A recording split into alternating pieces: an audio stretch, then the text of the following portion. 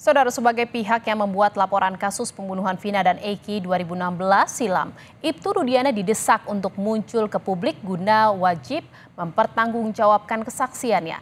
Namun kini keberadaan Ibtu Rudiana tak diketahui dan menjadi tanda tanya. Lalu seberapa penting kesaksian ayah Eki, Ibtu Rudiana, untuk mengungkap dan membongkar kembali kasus pembunuhan anaknya dan Vina? Kita akan bahas bersama penasihat ahli Kapolri, Irjen Purnawirawan Arianto Sutadi, dan juga pengacara Peggy Setiawan, Tony RM, yang sudah bergabung bersama kami di Kompas Malam. Selamat malam Pak Tony dan juga Pak Arianto. Saya ke Pak Tony terlebih dahulu. Pak Tony, Pak Tony, ini ada desakan agar Ibtu Rudiana ini muncul ke publik untuk bisa membantu kasus ini menjadi terang. Anda setuju dan perlukah kehadiran Ibtu Rudiana saat ini? Ya, sangat setuju karena bagi saya Ibtu Rudiana itu saksi kunci ya. Jadi Ibtu Rudiana ini ya Bu, yang pada saat diamankan pelaku itu kan oleh Rudiana ya, itu tertuang di dalam baik di dalam BAP maupun di dalam 3 putusan pengadilan atas nama 8 terpidana. Mengakui dalam kesaksiannya itu ialah yang mengamankan, ialah yang menginterogasi. Kemudian pada tanggal 31 Agustus setelah diamankan dan interogasi itu ya, kemudian pukul 18.30 Rudiana membuat LP atau laporan polisi. Nah, setelah membuat laporan polisi, yang diperiksa pertama kali adalah Rudiana ya. Dalam poin 5 ya, Rudiana itu ketika ditanya penyidik BAP ya, ketika ditanya penyidik ya, tahukah saudara identitas para pelaku pembunuhan berencana ya dan persetubuhan terhadap anak itu? Rudiana di situ menjawab bahwa adapun ya para pelaku itu identitasnya sebagai berikut. 11 lah disebut, dari Eko Ramadhani terus sampai akhirnya Peggy alias Peron yang terakhir. Nah, 11 orang itu yang disebut, 3 diantaranya DPO ya, 8 itu tertangkap, ditangani, ditahan. Nah, artinya disinilah Pak Rudiana dari mana ya dia bisa mengetahui semuanya ya. Sementara hanya informasi dari AF pun melihat dari jarak kejauhan ya. Jadi sepertinya ini main tangkap saja ya, main tahan saja ya, kemudian dilimpahkan ke Reskrim 18.30. Nah, kemudian barulah dilanjutkan proses penyidikan itu. Jadi pertama kali Rudiana yang dia tidak mengetahui pada saat kejadian 27 Agustus 2016, yaitu ia berada di rumah, kemudian digabari oleh rekan kerjanya, kemudian dicek ke rumah sakit Gunung Jati ya, baru kemudian ke TKP, baru kemudian ketemu AF, baru diamankan itu kan. Nah, artinya Pak Rudiana ini tidak mengetahui peristiwanya ya, tidak berada di TKP. Namun ya, dan tidak tertangkap tangan loh ya. Namun dia berani mengamankan saat itu 7 pelaku karena satunya udah di dalam ya. Berani mengamankan 7 pelaku ya, tanpa alat bukti. Harusnya mengamankan orang yang diduga melakukan tindak pidana itu ya, itu harus ada bukti permulaan dulu. Ini tidak, kecuali tertangkap tangan, dan ini tidak tertangkap tangan 3 hari kemudian.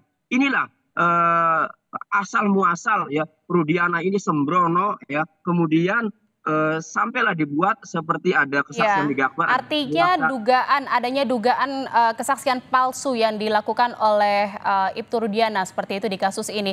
Kalau Anda melihat Pak Arianto bagaimana Pak? Setuju nggak dengan apa yang disampaikan oleh Pak Tony? Setuju yang mana Pak Tony tadi kan banyak ceritanya ya. Tapi oke lah, saya kira-kira akan menduga ini ya. Jadi tadi Pak Tony kan menerangkan, pertama kali ya, apakah setuju nggak kalau Pak Rudiana dihadapkan ini ya, sekarang suruh muncul, suruh memberikan pencerahan gitu. Kalau bagi saya itu wajar saja ya, tuntutan daripada semua masyarakat, apalagi tuntutan daripada para kuasa hukumnya Peggy yang kemarin itu berhasil dibebaskan gitu. Tapi di sini saya bukan menyatakan setuju tadi, tidak setuju. Tapi kita bayangkan ya, seandainya Pak Rudi itu nanti ditampilkan ke depan publik ini, pasti dia menolak pasti. Karena dia pasti akan dibully, kemudian ya kemarin saja kan susah-susah dicari itu. Dicari Pak Hotman Paris juga sama-sama pengacara kuasa daripada korban, dia nggak mau. Itu artinya dia tidak mau tampil di depan umum karena pasti dia akan menduga dirinya itu ya dia sebagai orang tua dari korban kan gitu ya. Kemudian seakan-akan diadili di depan publik kan gitu kan. Jadi pasti dia akan menolak. Nah, Tapi Pak hak Arianto, menolak. jika memang Ibtu Rudiana ini menolak untuk muncul ke Hmm, publik, apakah ya. masyarakat dan pihak-pihak yang mendesak untuk kemunculan Ibtu Rudiana ini tidak semakin bertanya-tanya? Itu risikonya, itu pasti bertanya-tanya. Tapi penolakan Peggy Rudiana untuk tampil di TV itu nggak bisa kita paksa, itu hak seseorang itu. Jadi ini tergantung daripada si Rudiana mau tampil apa tidak. Kalau tidak, ya nggak mungkin polisi juga penyidik ataupun apa lain itu memaksa dia suruh tampil di depan publik. Itu pandangan saya ya. Tapi dengan tidak munculnya dia itu memang sangat merugikan citra Polri.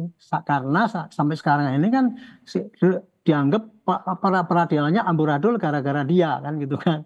Itu jawaban saya untuk ini ya. Kemudian untuk yang kedua, kenapa kok kemudian si Rudiana sekarang itu tadi menangkap kok kemudian tahu semuanya kan? Saya ceritakan ini kenapa itu bisa terjadi. Itu Baik, dulu kan mungkin kasus. untuk muncul ke publik ini kemungkinannya bisa menolak, tetapi kan penyidik tidak menutup kemungkinan untuk bisa memanggil kembali Ibtu Rudiana untuk diperiksa kembali dan membongkar lagi kasus pembunuhan Vina ini. Apakah memungkinkan, Pak Arianto? Kalau memeriksa kembali itu sudah pasti kemarin sudah diperiksa itu Bu di dalam penangkapannya si Peggy itu pasti dia diperiksa lagi itu diulangi lagi kemudian untuk dasar untuk penangkapan Peggy itu jadi kalau penyidik di sini kewenangannya cuma manggil dia sebagai saksi tapi tidak berwenang untuk menampilkan dia untuk tampil ke publik untuk menyampaikan apapun yang kepada publik itu namanya kalau kita paksakan itu melanggar HAM dong gitu itu kalau mengenai kehadiran di publik ya. Boleh nggak saya Sekalipun menerangkan memang tadi Peggy Setiawan ini adalah korban salah tangkap seperti itu ya, Pak eh, Arianto? pelaku korban salah tangkap kan itu maksudnya Mbak gitu ya. Iya Iya, kan? jadi Ya itu memang kan tuduhan. Itu kan tuduhan daripada korban salah tangkap. Nah, kemudian saya akan menerangkan ini. Kenapa kok sampai tadi Pak Tony bilang kan itu si Rudi kan kok tahu 11 identitas dan sebagainya itu kan dari mana itu kan gitu kan. Nah, saya ceritakan ini gini. Itu kasus dulu dilaporkan temuan kecelakaan tunggal. Orang meninggal ternyata satu diantaranya oleh Pak Pegi ayahnya Eki ya Pak Rudiana dia sebagai polisi menerima putranya meninggal dikatakan kecelakaan tunggal tapi begitu melihat kondisi apa yang begitu menyedihkan katanya ini ceritanya Kadis Humas Kadif Humas Mabes Polri kan kayak gitu ya. Ini sangat menyedihkan, pecah di sininya tengkuknya, di tengkoraknya, dan ini suatu perbuatan yang sadis kan dibilang gitu. Nah orang tuanya melihat kayak gitu kan otomatis kan dia nggak terima kalau ini dianggap sebagai kecelakaan lalu lintas. Maka dia sebagai polisi ya pasti dia akan mencari namanya menyelidiki sendiri. Nah, kemudian dia mengadakan penyelidikan sendiri di baik. samping dia sebagai polisi dan dia sebagai ayahnya. Kemudian dilakukan oleh Pak Rudiana ini, kemudian menangkap orang yang disampaikan oleh AF itu tadi, kemudian diinterogasi oleh dia. Kemudian Baik, dia menurut membuat Pak laporan Arianto ini polisi. tidak urgensi gitu ya untuk kemunculan dari Ibtu Rudiana saat Ya, ini ke kalau publik. untuk kemunculannya enggak. Kalau dari Pak Tony, saya ingin juga mengetahui ini kan kondisinya sudah berbeda gitu ya pasca akhirnya klien Anda dibebaskan. Ini urgensinya seperti apa kemunculan Ibtu Rudiana di publik dan ingin apa saja yang bisa digali dari kesaksian dari Ibtu Rudiana jika memang bisa dimunculkan saat ini? Ya, baik. Untuk perkara posisi Rudiana sebagai korban, sebagai ayah korban, ya, sebagai ayah dari Eki, sebagai pelapor, memang apa yang dikatakan Pak Arianto itu hak Pak Rudiana, mau muncul mau tidak. Cuma yang saya terjemahkan di sini, muncul itu kan dalam arti ya, di penyidik lah ya. Yang ingin ketahui itu adalah diperiksa penyidik, kemudian dimunculkan ya oleh pihak kepolisian. Nah, kalau begitu keinginan publik ya, maka ini ada jalan. Apa jalannya? Pengacara para terpidana kan sudah melaporkan. Jadi posisinya terbalik. Kalau tadi Pak Rudiana itu punya hak untuk muncul atau tidak, maka di posisi Pak Rudiana sebagai terlapor yang dilaporkan oleh terpidana, maka penyidik Bareskrim Polri yang menerima laporan pengacara para terpidana itu mempunyai kewajiban untuk memeriksa Rudiana. Nah, setelah diperiksa, nah maka penyidik bisa tuh kan, publik mendesak penyidik atau propam ya yang memeriksa harus segera mengumumkan apa hasil pemeriksaan terhadap Rudiana.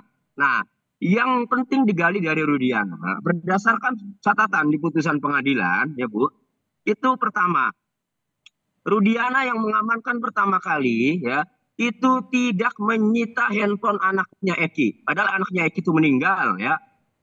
Seharusnya ketika orang meninggal, seorang anggota polisi itu harus mencari petunjuk. Handphone itu salah satu alat untuk bisa mendapat petunjuk kalau memang disita. Ini tidak punya handphonenya Eki, tidak disita.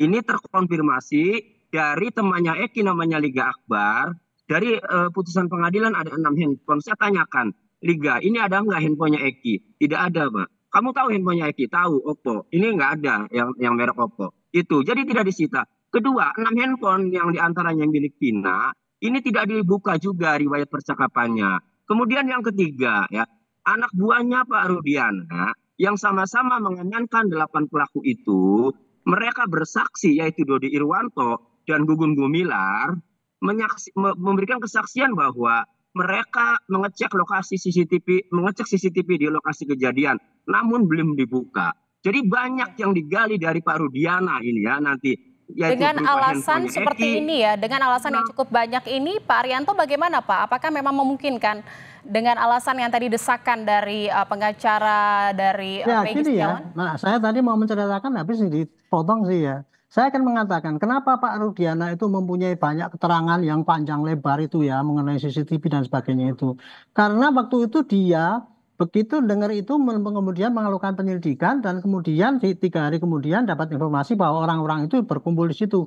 Kemudian dia bersama anggotanya kemudian membawa orang itu ke Polres dan diinterogasi. Dan kemudian dia membuat laporan model A atau B, saya lupa namanya ya. Tapi itu yang jelas laporan yang dibuat oleh seorang anggota polisi menemui keadaan di lapangan.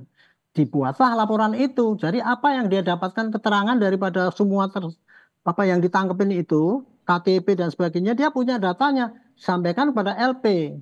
LP itu namanya LP model A atau B, saya lupa namanya ya. Tapi dari LP itu kemudian penyidikan itu dilakukan oleh Satserse Polres Cirebon. Nah, di situ tadi kalau mengenai tugas membuka handphone dan sebagainya itu kewajiban daripada Polres Cirebon.